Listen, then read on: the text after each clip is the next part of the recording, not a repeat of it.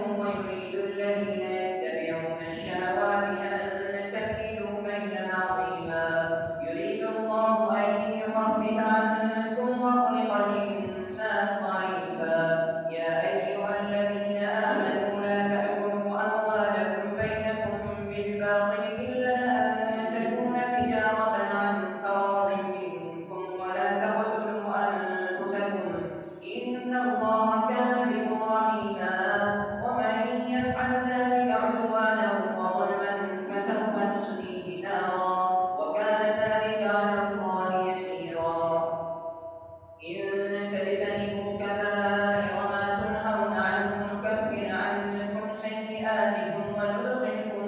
مدخلا كريما. ولا تتمنوا ما فضل الله به بعضكم على بعض، للرجال نصيب مما اكتسبوا وللنساء نصيب مما اكتسبن، واسألوا الله من فضله إن الله كان لكل شيء عليما. ولكل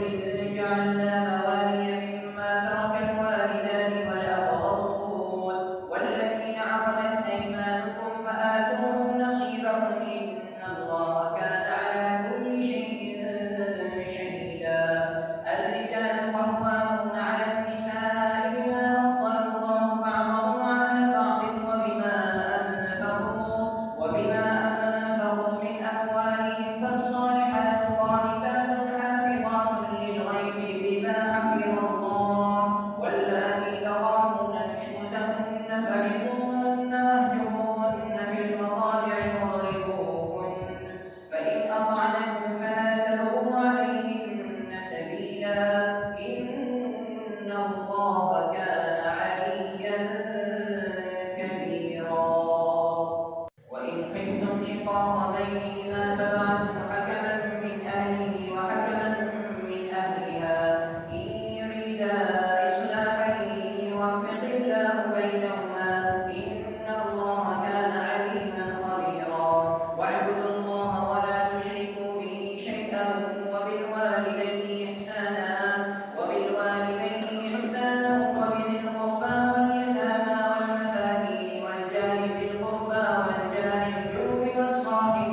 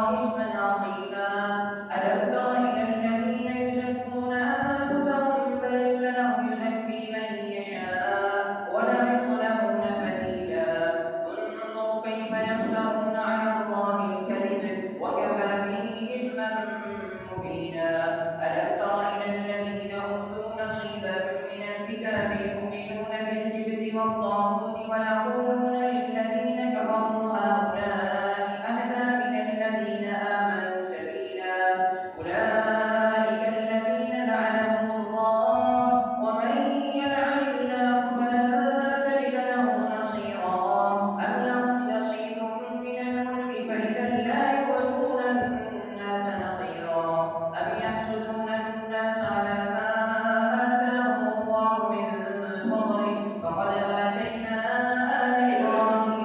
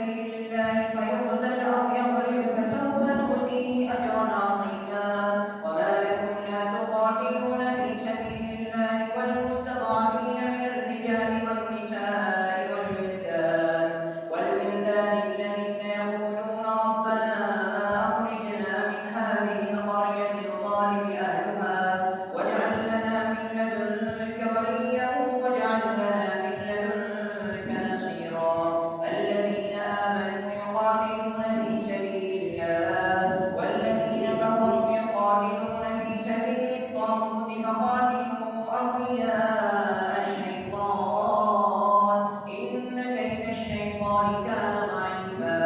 ألم تر إلى الذين قيل لهم كفوا أيديكم وأقيموا الصلاة وآتوا الزكاة فلما كتب عليهم القتال إذا فريق منهم يخشون الناس كخشية الله أو أشد خشية وقالوا ربنا لم كتبت علينا القتال لولا أخرتنا إلى أجل قريب قل متاع الدنيا قليل والآخرة خير لمن اتقى ولا تظلمون فتيلا أينما تكونوا يدرككم الموت ولو كنتم في بروج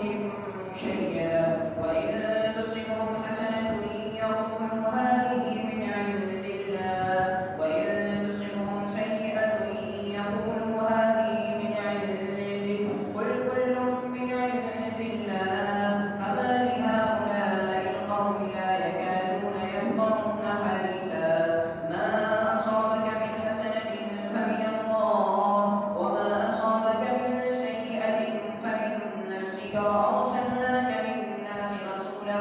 وكفى بالله شهيدا من يطع الرسول فقد أطاع الله ومن تولى فما أرسلناك عليهم حفيظا ويقولون طاعة فإذا برزوا من عندك بين طائفة منهم غير الذي تقول والله يكتب ما يبيتون فأعرض عنهم وتوكل على الله وكفى بالله وكيلا أفلا يتدبرون القرآن ولو كان من عند غير الله لوجدوا فيه اختلافا كثيرا وإذا جاءهم أمر من الأمن أو الخوف أذاعوا به ولو ردوه إلى الرسول وإلى أولي الأمر منهم لعلمه الذين يستنبطونه منهم ولولا فضل الله عليك ورحمته لاتبعتم الشيطان إلا قليلا فقاتل في سبيل الله لا تكلف إلا نفسك وحرم المؤمنين عسى الله أن يكف بأس الذين كفروا والله أشد بأسا وأشد تنكيلا من يشفع شفاعة حسنة يكن له نصيب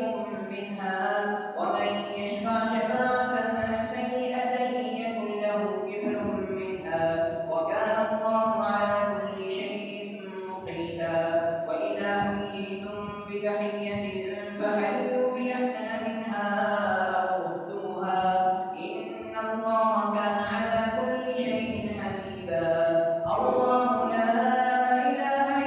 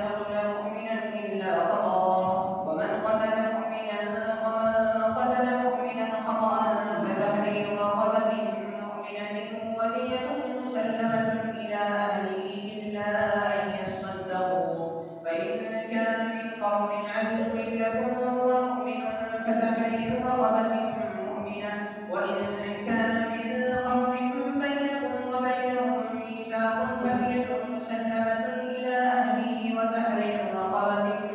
مؤمنة فمن لم يجد فصيام شهرين متتابعين توبة من الله وكان الله عليما حكيما ومن يقتل مؤمنا متعمدا فجزاؤه جهنم خالدا فيها وغضب الله عليه ولعنه وأعد له عذابا عظيما. يا أيها الذين آمنوا إذا ضربتم في سبيل الله فتبينوا ولا تقولوا لمن ألقى إليكم السلام لست مؤمنا تبتغون عرض الحياة الدنيا فعند الله مغانم كثيرة كذلك كنتم من قبل فمن الله عليكم فتبينوا إن الله كان بما تعملون خبيرا. لا يستوي القاعدون من المؤمنين غير أولي الضرر والمجاهدون في سبيل الله بأموالهم وأنفسهم فضل الله المجاهدين بأموالهم وأنفسهم على القاعدين درجة وكلا وعد الله الحسنى وفضل الله المجاهدين على القاعدين أجرا عظيما درجات منه ومغفرة ورحمة وكان الله غفورا رحيما. إن الذين توفاهم الملائكة ظالمي أنفسهم قالوا فيم كنتم قالوا كنا مستضعفين في الأرض قالوا ألم تكن أرض الله واسعة فتهاجروا فيها فأولئك مأواهم جهنم وساءت مصيرا إلا المستضعفين من الرجال والنساء والولدان لا يستطيعون حيلة ولا يهتدون سبيلا فأولئك عسى الله أن يعفو عنهم وكان الله عفوا غفورا. ومن يهاجر في سبيل الله يجد في الأرض مراغما كثيرا وسعة ومن يخرج من بيته مهاجرا إلى الله ورسوله ثم يدركه الموت فقد وقع أجره على الله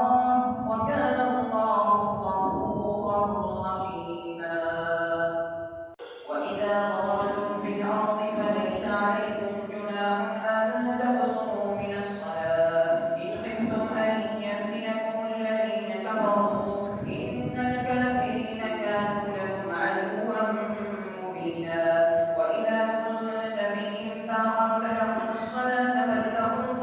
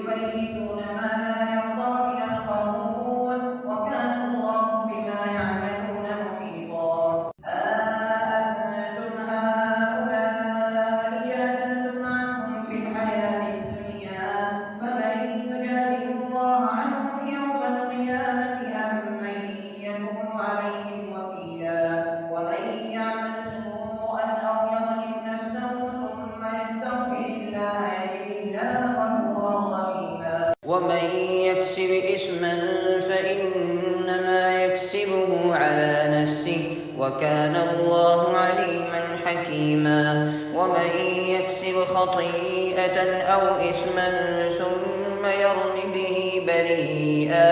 فقد احتمل بهتانا وإثما مبينا.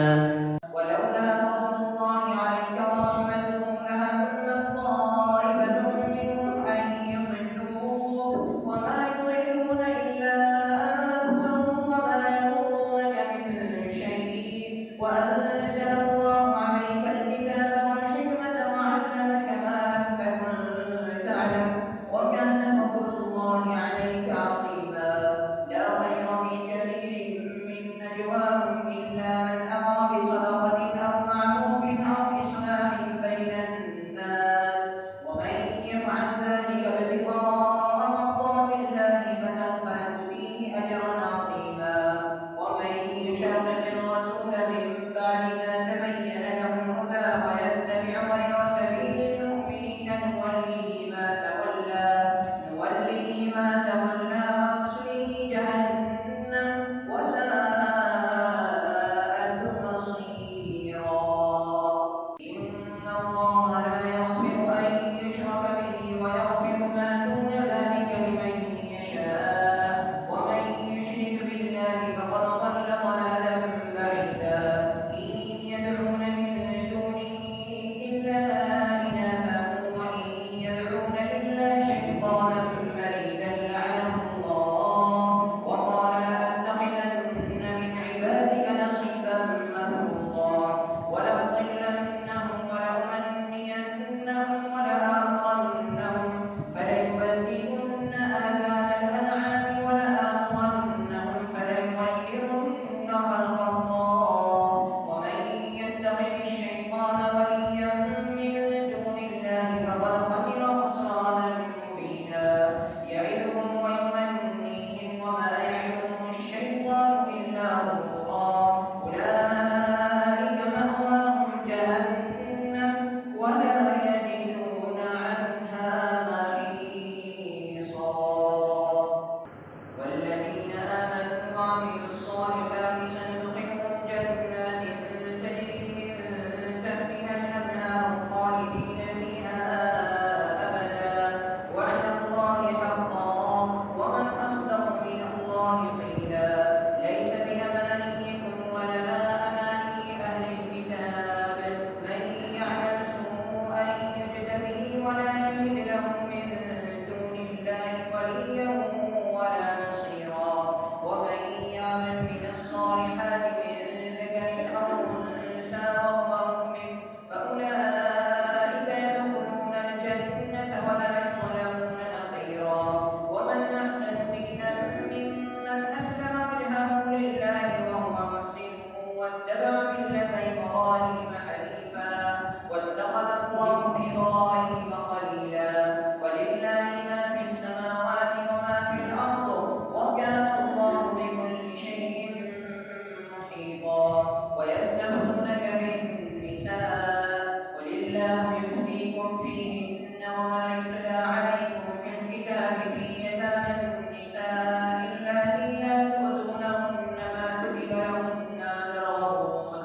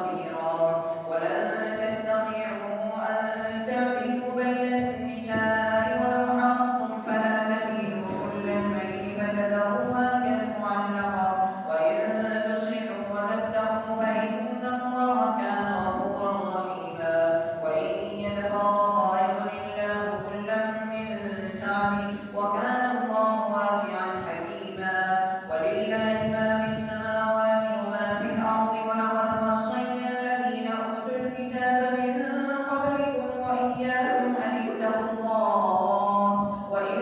تكفروا فإن لله ما في السماوات وما في الأرض وكان الله غنيا حميدا ولله ما في السماوات وما في الأرض وكفى بالله وكيلا إن يشأ يذهبكم أيها الناس ويأت بآخرين وكان الله على ذلك قديرا من كان يريد ثواب الدنيا فعند الله ثواب الدنيا والآخرة وكان الله سميعا بصيرا يا أيها الذين آمنوا كونوا قوامين بالقسط شهداء لله ولو على أنفسكم أو الوالدين والأقربين إن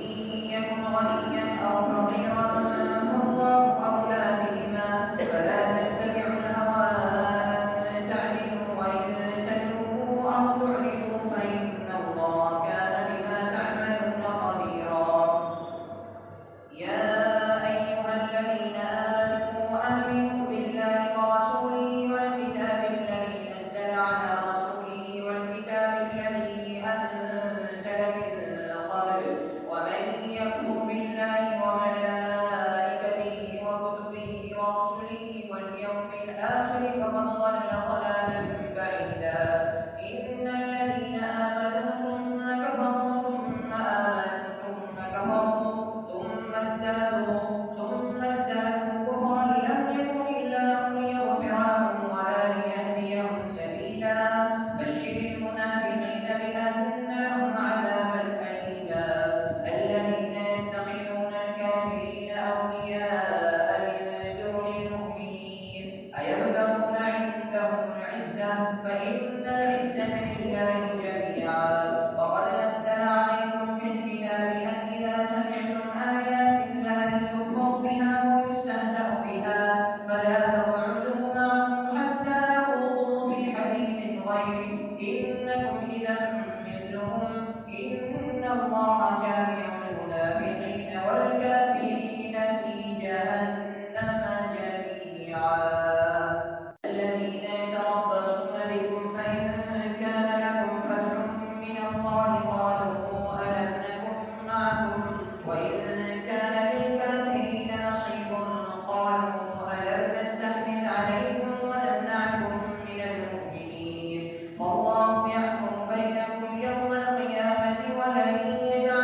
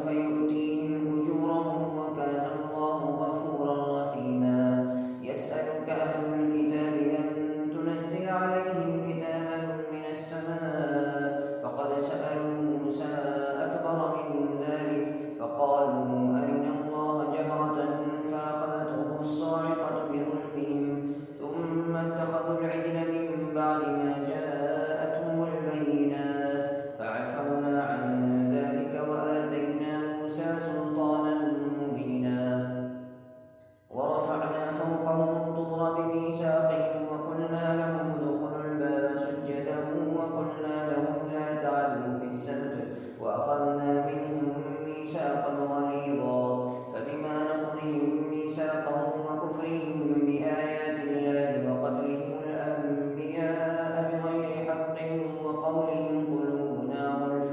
بل طبع الله عليها بكفرهم فلا يؤمنون إلا قليلا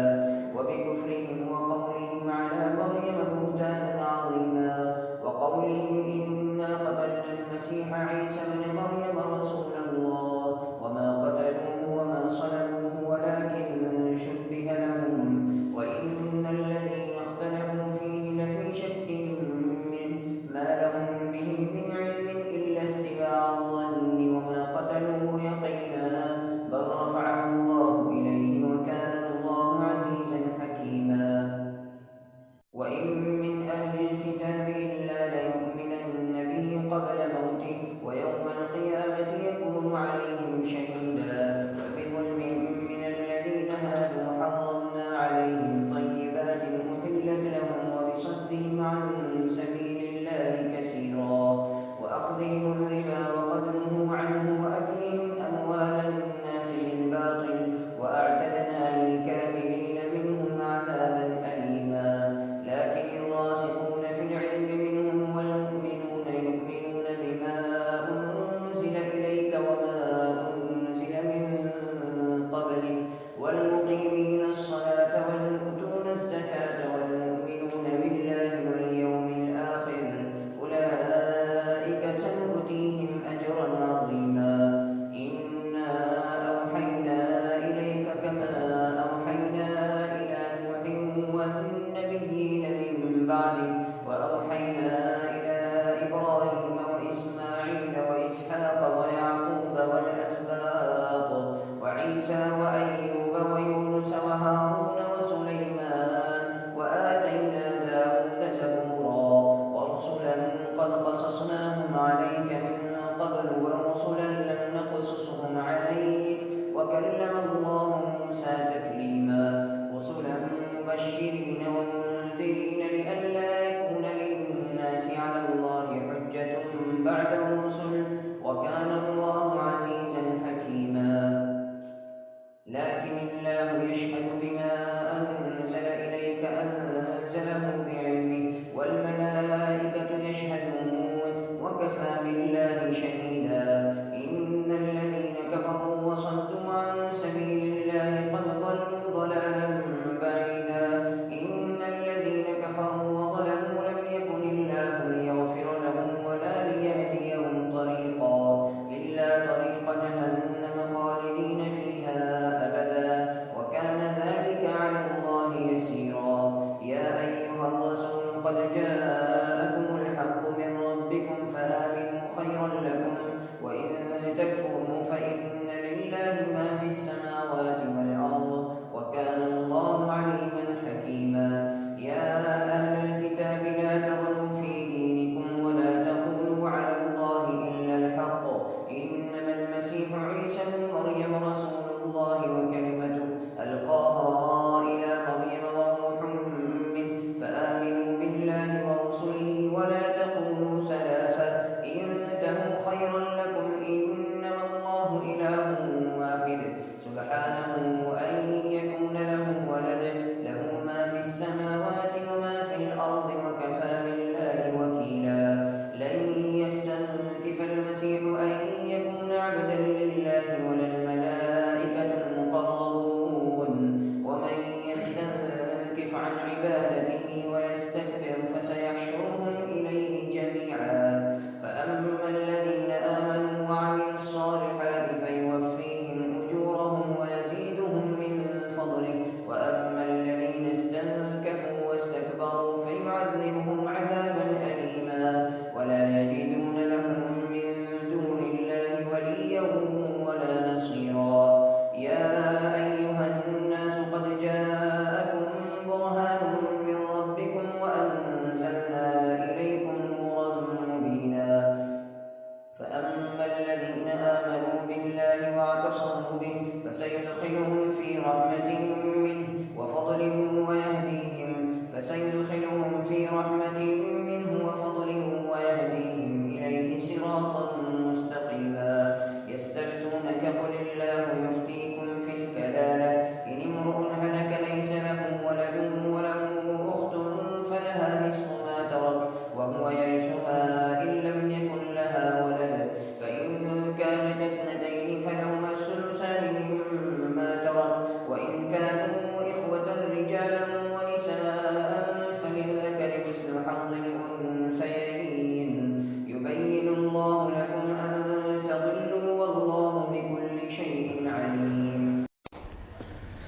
Thanks for watching. Don't forget to like, comment, share and subscribe to Al Wahid channel.